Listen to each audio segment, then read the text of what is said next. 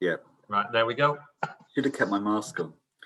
Then, right, so we have 3 other distilleries within the group. So I've talked about the blends. The blend is very much a part of our history. The Dalmore very much a part of our future. So we have a collection of 4 single malt whiskies. We have Jura, Fetterken and Tam Lagavulin. So what I propose to do now is just to whistle through all of them and give you a sense of what we're trying to achieve with them. But the intention is flavour. Everything's about flavour. So before I move on from the Dalmore, I've asked Richard permission to share this with you guys just this afternoon, but we get a lot of heat of throwing whiskey on the floor, right? And YouTube is full of examples where Richard has done that in the past. But really, that comes from a place of good intent. When you ask Richard, why does he do those things? Why does he talk to the whiskey on a personal level? It's very much about that theatrical performance and bringing it to life in a way that was absolutely, unlocked the China and American market. But he feels like it's part of the theatre and it's what consumers want. He's never done it with me though, which is really interesting because I have given him my feedback, but he's not thrown any whiskey on the floor, not deliberately anyway, when we've been together. So the Jura.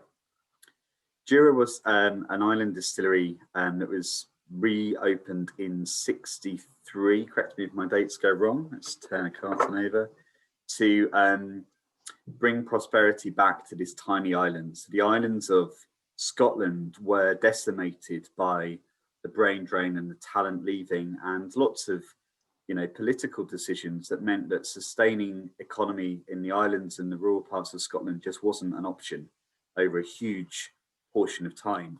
So some folks got together to reopen the distillery and bring it back into prosperity, not long before it became, a part of our family as Whyte and Mackay. So Jura, or if you're in Texas, hurrah, as the Texans like to call it. I haven't quite got the hang of the pronunciations in that market, but there we go. Not here to talk about Texas. So Jura is still a very small, tiny community of about 213 people. It's enormously tiny. Like you can go walking for 8 hours and not see a single soul on the road. Even today, if you go around, if you go around, I'll come back to that, Claire. I see you. If you go around the world and represent Jura, often people come up to you in whatever language they speak and in very clear English say one road, one pub, one distillery, because for a long time that was all it was known about. But actually it comes back to, and whether it's 222 or 213, I don't know. I mean, I'm not the most consistent person, but there are about 200 and let's go with Claire. There are 222 people in Jura today. Hopefully a little. That's what the bottle was called, or one of your outturns was. 212. In fact, I thought it was 222. Ah, okay. Yeah. But it was 212 at the beginning of the bottling, but by the time we'd done it, the lady had her baby, so it was 213. So true story. So Jura is our biggest whiskey after Dalmore and Whyte and Mackay, and it's probably the thing that we probably spend the most investment on. It's the thing that we believe will help unlock more of our growth as we go forward, and it's because it's really an accessible whiskey. And when we relaunched it, we obviously did some work on the liquid, which I'm sure a lot of you will remember the superstitions that existed before, the 19-year-old, the Duroxane, all of that history. It had become quite a complex range. There's quite a lot to explore within Jura, and it was the whiskey that I came in on. So when we relaunched it in 2017, it was about making it simpler for people to understand. Why? Because we believe we want to bring more people into whiskey. So it's more straightforward. It's still classic, sweet and subtly smoky. There is a period of the year where we do produce a smoked set of parcels for the Jura distillery, and that then gives us the option to flex what gets produced and bottled as we go down the line. But fundamentally, that core signature profile for Jura now is sweet and subtly smoky. The Jura 21-year-old Mr. Broom described as the sherry bomb, and I think he was probably right, actually. I mean, Soren and I were talking about that the other day. So you've got the Jura main collection. So you've got a journey, pretty straightforward, 10, 12, 7 wood, 18. Sevenwood is the one that Greg probably became quite quickly well known for, because there was a lot of questions, and some of you on the call today that were like, why Sevenwood? No, I don't know, you need to go and ask Greg. It comes back to flavour. It's all about flavour. That particular expression was Greg wanted to achieve a particular characteristic with that liquid, and that's why it's Sevenwood. It was Greg's initiative. So Jura relaunch is the first time you see Greg Glass really leading a whiskey relaunch. So Greg, for those of you who don't know, where did I get to? Black Isle, tour guide, north of Scotland. The thing he's most known for before Whyte and Mackay, yes, good shout. The thing he's most known for Whyte and Mackay is Compass Box, where he worked with John, and they're still really close today. Compass Box are really close friends of ours as a business. We really admire what they do. And Greg came into the business from, I'm going to say 8 years at Compass Box, but a while, and definitely kind of cut his teeth at Compass Box, but very quickly became known as someone that was prepared to push the rules a little bit and to create different flavors. Greg's, the phrase that you won't see me write down in the press release is diversity of flavor. It's quite a clinical set of words, but it genuinely is what Greg talks about. He uses those words all the time in his day job. So it's about this. We believe that with gin or with vodka, you have to innovate to create different flavor. But with whiskey, it's just baked in. Like you can go from a Lafroig to Jura 10, and the distance between that is still greater than you will get with every botanical ever known under the gin categories innovation pipeline. So I think that what we believe is that the more that we do within whiskey, the more likely it is people will find their flavor, the more likely it is that they'll come into the category. So that's what Jura takes. All right, sweet steak when he talks about flavor and wood, right? They're the two things I think you'll probably mention. So Jura relaunched Principal Signature Series, and then lots of limited editions above and beyond that. Those of you that are in the UK, I think most of you are, will see our, yes, this is my bottle, straight from home, hence the ratio of space to liquid. But this is one of the cask editions. So if you can see that. So this is the first of our cask series. We launched this with World Whisky Day last May, and now we have a winter cask that is out, and then there will be coming soon that sounds like the door, it's not there yet. We have other cask editions coming as well, but that's just a really simple to understand, fantastic flavour at a great price, available in chain retail and Jura. Above and beyond that, you've got the 21-year-old, you've got lots of, what's that, winter cask? Excellent. And it's a 1 litre. Yeah, well, Gary, they're in and they're out. Like, they come in, and once they're gone until they come back. So I'm not in the brand team, but I would have thought you'd see winter cask come back in winter, later in the year. And there are more cask editions as well.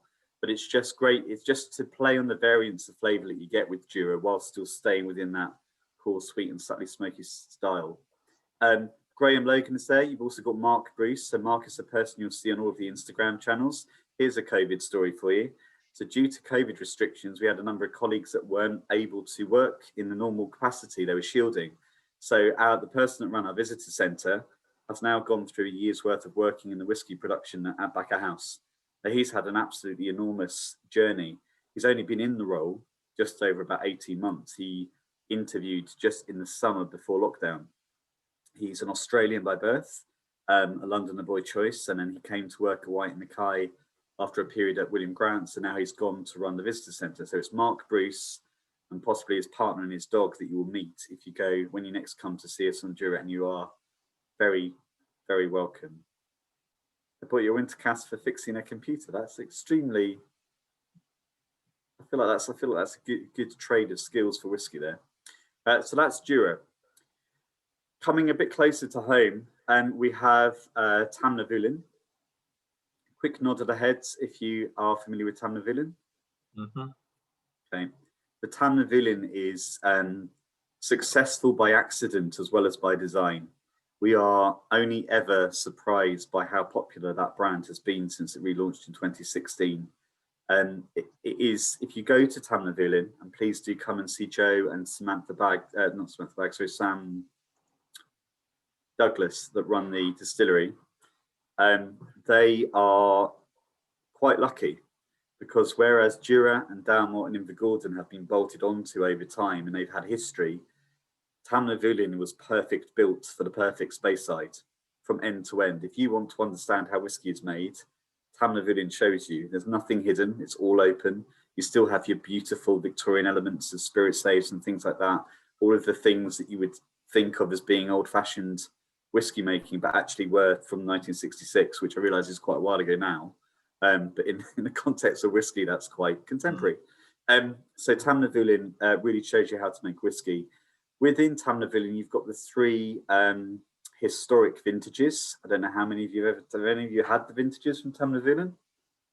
Okay, so there are some cracking, very short burst vintages from particular years that were released. That's because we were working out what could we do with this. There was a period of time over, like, we've got this thing called Tamnavulin, we've got some quite aged stocks. What do we do with it? And so those vintages came out one at a time. So they're quite precious and they exist. I think that they're available on the Whisky Exchange, for example. I don't have any here to sample because they've gone. What I'll do is in about 8 minutes, I'll pause. I'm gonna go and see where Greg's gone to, and then we'll swap. But in that time, I'll get through the next two. So Tamnavulin is very much his signature Speyside.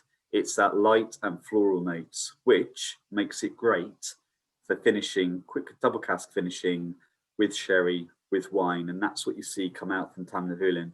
Tamnavulin has quite a lot of offer in and around about that retail price point of, I'm going to say, about £30.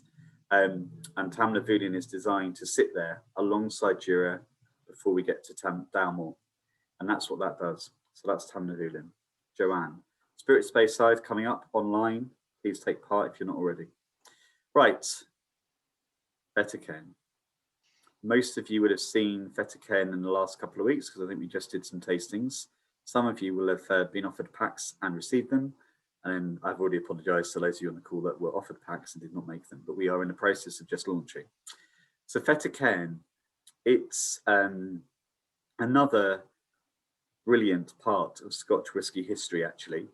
So whilst Dalmore was going on up the road, down in Fettercairn, which is a completely different part of Scotland, not really known for whisky making. We don't, as a business, we don't really subscribe to the regional beliefs in whisky making. I'm not sure they really make sense now, and I'm not sure they ever really did. But Fettercairn is definitely not on the map anyway. Fettercairn, if you had a car, you can do a brilliant weekend trip with Dundee and Fettercairn involved. They're quite close to each other, but it's up the hill and around the way. So Stuart Walker, the current Distillery Manager of the Year from the Icons perspective, which is a lovely accolade from those guys, he runs that place. We relaunched Fettercairn in 2018, and it's different. So I'm pretty sure you all will know this on this call, but we have a condensing ring on the outside of the stills, which is easily the most magical part of any distillery we have at Whyte and Mackay. I lose hours just sat there watching. This is completely and utterly transfixes everyone that sees it. It's also in a stunning part of Scotland, but as I said at the beginning of this call, do not go running on the roads. The driving is mad. The Fettercairn house style. So we talk about Jura being sweet and slightly smoky. We talk about Tamnavulin being light and floral notes. This is definitely different. Thank you, Wim. Which one is it? So this is a 16-year-old. There's no bottle in here. Hence, there it is. So this is Fettercairn. The bottle's the same for all of the releases so far. The house style is, you get quite tropical, almost like candied fruit notes from Fettercairn, which means it's exceptionally drinkable, but are really, really different within the category. It just feels different. So it's quite small. It's something that's quite undiscovered. I think people are still finding out about it for the first time. And it's not, it's not a significant size brand. We're not bottling huge numbers. A lot of what we do is in small scale, very fully aged, 10 years, I believe. This is a 16 at warehouse number 2.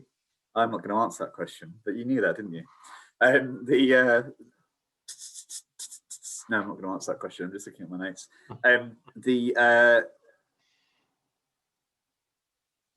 Right, thank you, Gary. Talk to you soon.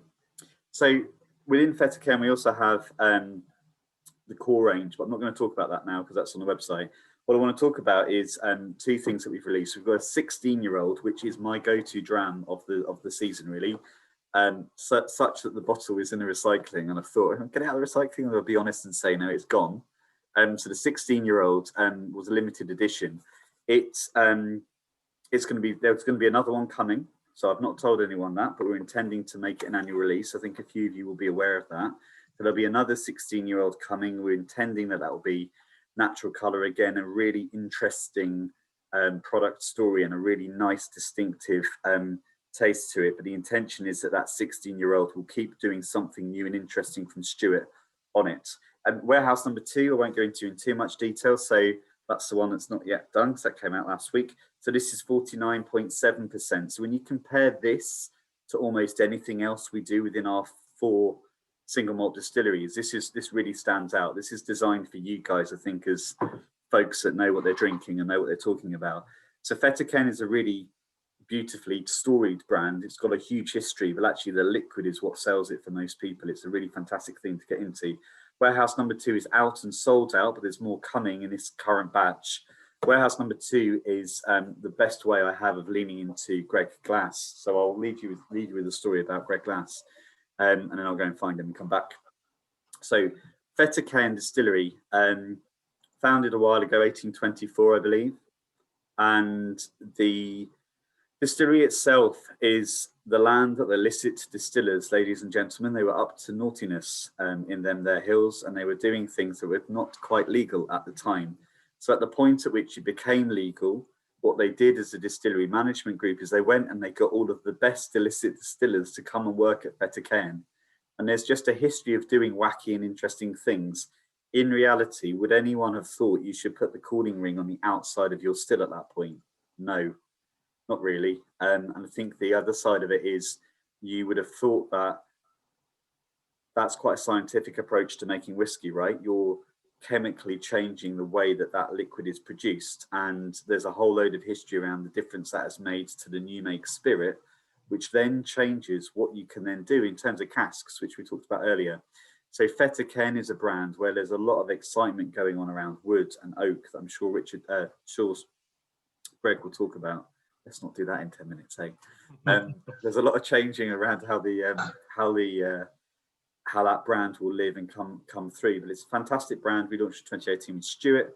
That is one brand that has a huge hand in it from a lady called Kirsten Beeston. So she's a really big part of our whiskey making family. She's actually the brand head of brand for Pt3, Jura, and for Tamlafulin. But she's doing some really wacky and interesting stuff with Pt3. What you find with Pt3, and this is how I feel about it. 2016, Greg comes in. Richard's children have decided to go and work in medicine, which, as we know, is important.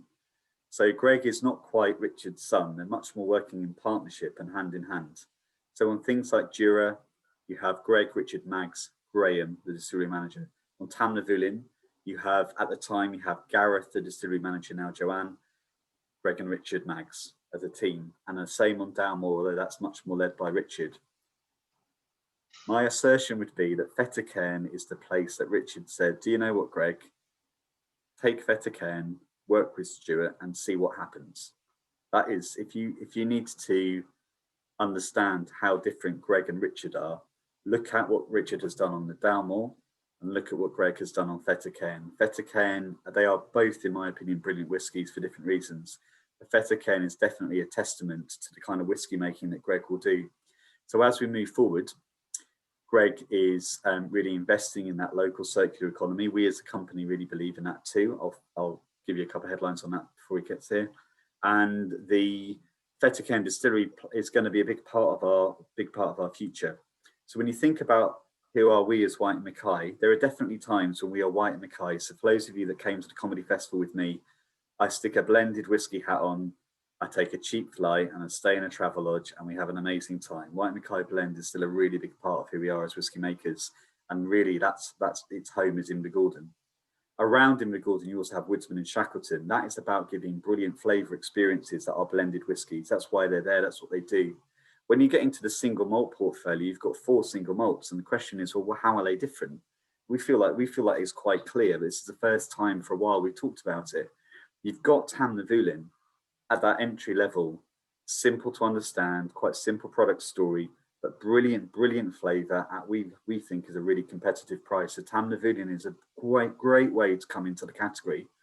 Over on Jura, you've got that signature series. Again, simple explanation of the flavour, brilliant way to come into the category. As you get up into Jura and into Pt3 and into Dalmore, that's where we're really trying to do some more interesting things. So single cask releases are definitely in our vocab. Distillery editions, distillery exclusives, limited editions, and all of that good stuff. Natural colour, higher ABV, vintages, collections, interesting cask partners, things that have been finished with double toasting going through in the Gordon. All of that experimentation happens across the whole portfolio. But the idea is that we've got some single malts that allow folk to come into whiskey and really understand it. And then as you get further into the journey, we would hope that you explore more of whiskey with us. But in truth, we don't mind if you just explore more whiskey. We're trying to do things across the 4 single malts that are different. More of that in a minute. So finally, for those of you that had anything to do with it, we're totally delighted to be Distillers of the Year. I'm not going to go on about it. I just want to share with you something that we're really proud of. 2 things. We had the opportunity last year to really think about who are we as a business. So I think if you've seen us from 2016 to 2020, we had a gin, we had a vodka, we had a rum. They're not whiskies. Why aren't you talking about them, Kieran? Well, that's because they're not really a core part of what we do. So we're really doubling down on our whiskey. We're investing more in our whiskey. We're investing more in single malt, because what we know is that that's really what we know how to do. You know, we feel like we're doing well there. We should do more of it. But we can't be distracted, so don't expect any new gin anytime soon from us. What's the gin? Wildcat, the gin of the night. We love gin. Pardon? We love gin. Okay. I love gin. I need more gin. Okay, and that's fine. That's absolutely fine. But it's different, and I think the Wildcat gin has been accidentally successful. It's I said I'd talk about diversity, and I will now. Wildcat for us was very much something that we looked at. What's gin not doing? And gin wasn't speaking to diversity. So when you look at Wildcat, we're very much working in partnership with friends within the LGBTQ plus space, and we were working with quite underground movements within the drag space and the LGBTQ plus space on the Wildcat launch, because it felt like that was something we didn't see gin doing. No, we're not doing that with the whiskey right now, so we did that with gin. It felt very important to us that we were, as an alcohol business, which is about nighttime entertainment, right? Like that was a big part of how alcohol businesses grow. We weren't really addressing or speaking to, Brighton Gin does, that's true. And Absolute Vodka does. You know, there are lots of examples, but within mainstream retail, and it is a big retail brand, we didn't see lots of people doing that. So that's why we did that. So Wildcat Gin sits in that space. Mental health. So we've also started doing things with the Scottish Association of Mental Health. Why? Because we felt like that was something else we weren't really talking about. So we've really looked at the relationship between alcohol and mental health, which is clearly complex. But separate to that, we've also looked at our people who have gone through 18 months of COVID in some markets, 12 months in the UK. It's been tough, and no qualification needed. Been a tough 12 months. So we've doubled down on what we're doing with the Scottish Association of Mental Health. And again, what these initiatives allow us to do is to stitch together what these 4 disparate single malts are doing and think about who are we as Whyte and Mackay. We're much more than the blend on our name, which is the blend of our name on it, which is why I'm kind of finishing on this point. And then finally, hand sanitizer. So our passionate Irishman, you'll remember him from about an hour ago. Shane, we had the opportunity to produce hand sanitizer in the Gordon, so nothing to do with our single malt whiskey. This is the first time I've ever spoken about it whilst talking about whiskey, but when I was chatting to Soren on Friday night, I realised, we don't talk about all these other things we do, so let's talk about that. So we, the Invergordon team, I'm so proud of everything they've done, but they've been producing hand sanitizer for the NHS in Scotland, and again, whilst working with PPE, whilst working in restricted working environments, and we didn't turn it into a big PR thing. We weren't really talking about it until the day that the First Minister called us out for it, because we hadn't been talking about it, but we had been doing it throughout lockdown. So I think when we think about who are we as Whyte and Mackay, and I'm sat in front of 100 bottles going back to they don't go back to 1844, but let's go with me on this romantic notion. 1844, we start here in Glasgow, about 50 metres away. We are not really doing single malt. Today, when we look back, we've moved on from being a brand-led business based on either Ladam or Whyte, Mackay and Richard Patterson, lovely guy, but not everything we do, to a business where we've not only got Richard, Greg, Margaret, the 4 distillery managers and Shane, but we also have 2 new whiskey makers. Again, I've not spoken about that publicly, but we welcomed Kirsty and Joe to our whiskey making team, working with Richard and Greg and Mags at the end of last year. So they're joining us mid-COVID. So it's been, which again is quite an interesting experience. Good news for them is they live around the corner from myself and Margaret, so we do see them. But their welcome to Whyte Mackay has been very, very different. So for us as Whyte Mackay, and with an opportunity to talk to you guys, we hope that we are welcoming more people into whiskey. We're definitely trying to move to a more inclusive category behaviour that is welcoming. Like there's nothing. Andy, if you throw whiskey on the floor at the point I'm making a point about making whiskey, no, it's a separate joke. Is this? Okay. Yeah. As I was about to say, we're trying to build a world of whiskey that isn't about you must drink it neat. You must only have 1 ice cube. You must drink it in a Pt3 glass. We don't care. Just enjoy it and enjoy it responsibly. Find out about how it's made as much as you want. Recommend it to your friends and share a dram with people, because ultimately this is one of the alcohol categories where you are generally recommending whiskey to friends. You're very unlikely to recommend a beer you drink in Wetherspoons to your friend tomorrow. But if you discover a great dram, that is the kind of thing you would recommend. So that's kind of what we as Whyte Mackay would like to think we are doing. You can expect more for us on the 4 single malts. We haven't got any more in the pipeline. We're not hiding one from you. But definitely much more on Fetterken, Duran, Tamnavulin, and on the Dalmore, we're really investing in that product space that kind of speaks to the types of things we're doing in Graham's, just to try and work out what can we do. Nobody has toasted a cask for the Dalmore this year, but I think we probably will. Nobody has played with accelerated air drying techniques for casks, but I think we probably will. Nobody has yet said what happens if we mix some of our single malts. If I was allowed, I would, and I do at home, but that's a different story. So I think for us as Whyte Mackay, what I was hoping to get out today is less about the blend with our name on it and more about the single malt. It's about 70% of what we do, single malt, and everything we release is flavour led. So when you hear us going on about casks, give us a kick if we go on too long, but it's there because we're trying to play with flavour, and that's it. Brilliant. Anybody got any questions for Kieran? I do, if that's okay. Yep. Yeah. Have you stopped making it? Was initially the travel range at Jura, the Paps, the Lock, the Road? I can't, forgive me, I can't see a name against that question, but That's Fiona. It's Fee. Oh, hi Fee. We are still making all of the travel expressions. What we are having to consider, being really open and transparent with you, is what is the right way to think about those moving forward, because the travel retail sector Has died. It's on its, it is where it is. We're fortunate as a business. Some of the markets where we're really successful haven't been as impacted. So places like Taiwan have had a limited impact from COVID versus other places. But the Paps and the Lock, the Bay, we are still intending to invest in travel retail exclusives. We're also thinking about what have we released on Ireland that could actually have a life in travel retail. Why do we need to always put it into domestic markets? What we think is probably true is folk that travel, whether it's for work or for pleasure, quite like spending an hour in the malt aisle of a duty free whilst they're waiting on their flights. So we want to make sure we're giving them something really interesting to find. The flip of that is we know that whenever we do that, we've got colleagues, and Soren and I were talking about this, we're both domestic holiday takers. We don't see any of that. So there's other people out there that don't, I am quite happy staying on holiday in the UK or Ireland. I won't see any of those myself. So they still exist. I think what's interesting about those is they were predominantly all non-age statement for Jura. And so I think we would be looking at what's the right balance of non-age statement to age statement for travel retail for Jura as we go forward. Thank you, because I know the whiskey shop have got a special offer that if you buy the Lock, it's half price and you might win something super duper. So I got 2 bottles.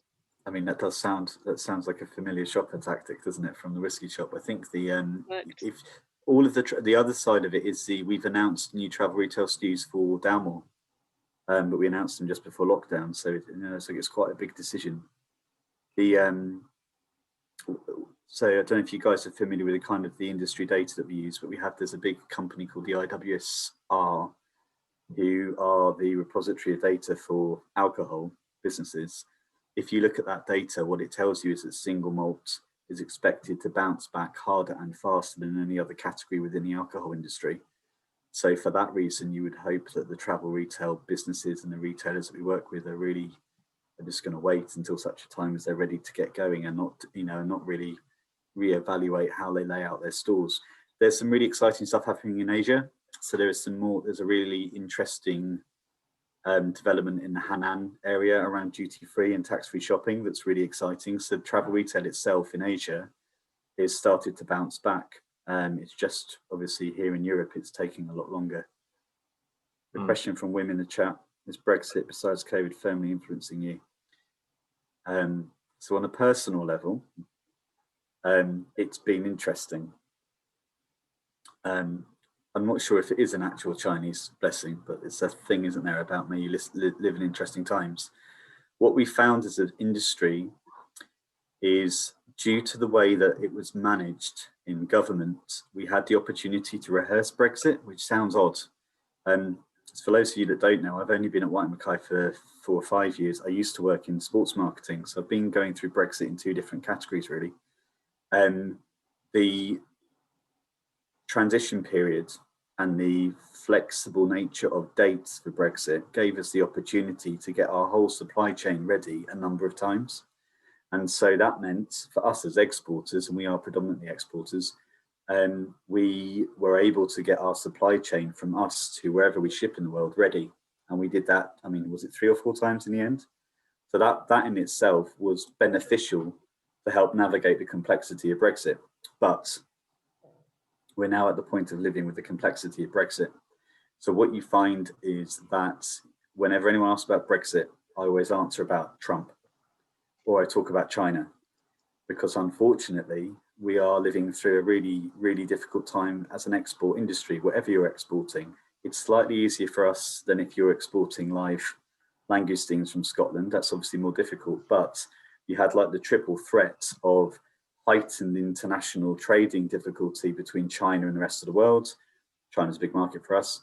You had heightened difficulty around the tariffs with the USA. So thank God that's now got a 4-month suspension. So huge credit to everyone involved in campaigning for that to get better, and hopefully that'll be permanent.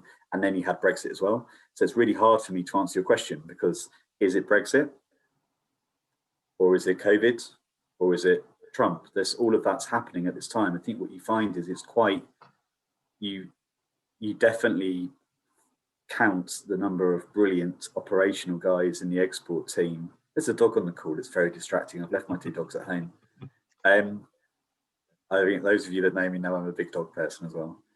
Yeah, so Brexit, I can imagine it's not too that for one reason. Yeah, Brexit's definitely going to have an impact soon, but it won't have had an impact yet.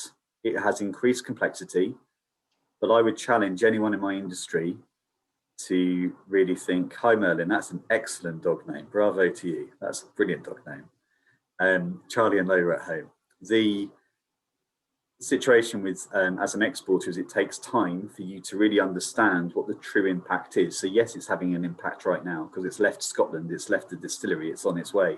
The minute the new make is made, the problem happens.